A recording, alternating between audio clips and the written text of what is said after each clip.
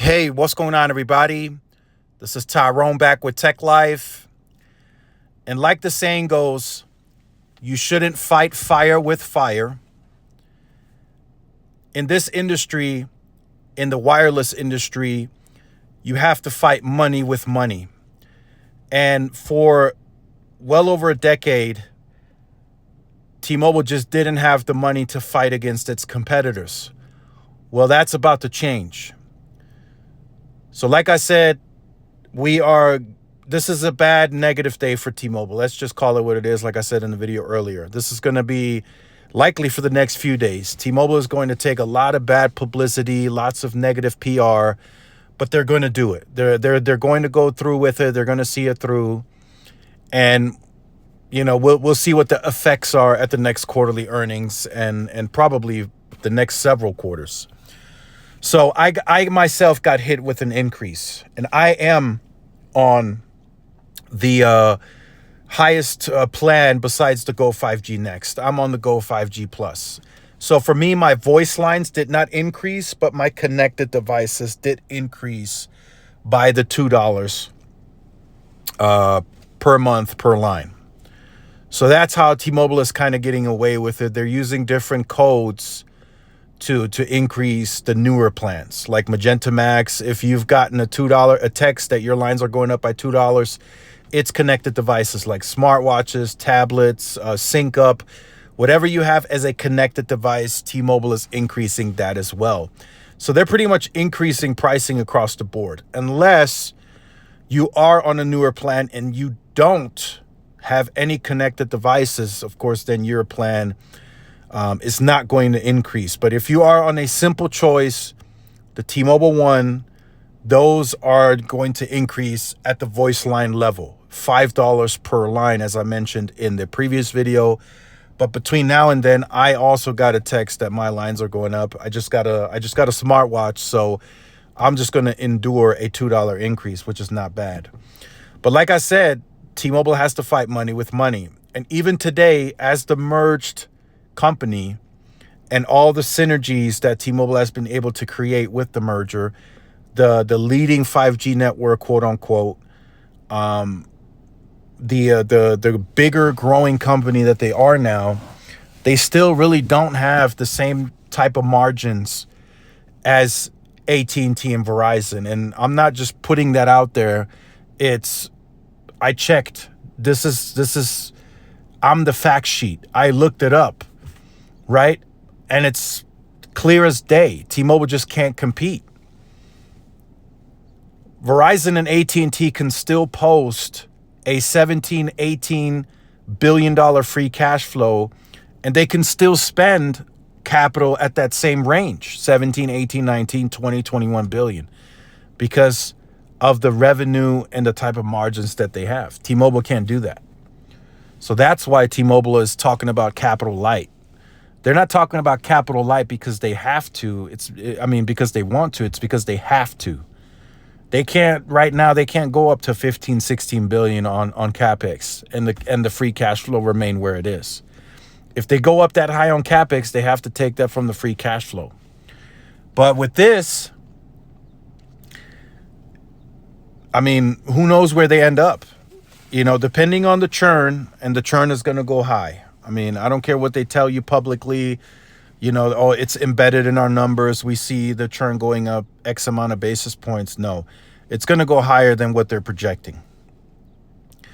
I've already got other sources from other companies reaching out that they're projecting higher nets because of this price increase. I can see in the next 3 to 6 months, T-Mobile losing anywhere from 500,000 to 1 million customers because of this. And I would say their churn is going to go higher than just a couple of basis points. I don't know what the senior level executive team was analyzing when they did this, but they have the most price sensitive customer in the entire wireless industry. They have been preaching low price, cheap cost for a decade. That's what the customer is used to. You guys have heard me discuss this in several videos now. And I'm not trying to be a broken record, but Even a broken clock is right twice a day. And I'm very confident that the churn is going to be higher than what they projected. People already telling me just because they see a $20 increase, they're going to go shop around and see what's out there. And that's what this creates. It creates shoppers. It creates people looking at other companies. If you leave their rate plan alone and their pricing is the same, then they're not going to look. But as soon as they see a change, they get that text message, they are going to look. They're going to see, okay, Verizon and AT&T, they might still be more pricier. But hey, this Visible plan, hey, this Cricket plan, it's what T-Mobile used to be priced. And they're going to see that, and they're going to look to take advantage of that. So again, it's a bad day for all legacy T-Mobile customers, or T-Mobile customers, period, because connected devices, that's an increase too. Let's say you have 4 smartwatches, at $2 a line. I mean, you guys can do the math. Your price is going up. You're going to pay more than what you paid previously. So not making any excuses. Again, this was needed, like I said, and it still doesn't mean that you have to be happy about it, but it's better for T-Mobile as a company. I'm not even looking at the shareholders. That's kind of whatever. If T-Mobile wants to create more value, buybacks and all that stuff, fine, so be it. But I think this drives T-Mobile forward innovation-wise, spectrum, being able to compete for more spectrum better. This helps them maybe do more of these acquisitions that they want to do, like US Cellular, right? That might ease. They might be able to ease their way now into that for more spectrum. This just makes them that much more flexible as a company. Now, you might still not like it, but again, there's other plans out there that T-Mobile offers, like T-Mobile Connect, even though that has gone up a bit. That's, I think, $15 or $20 now.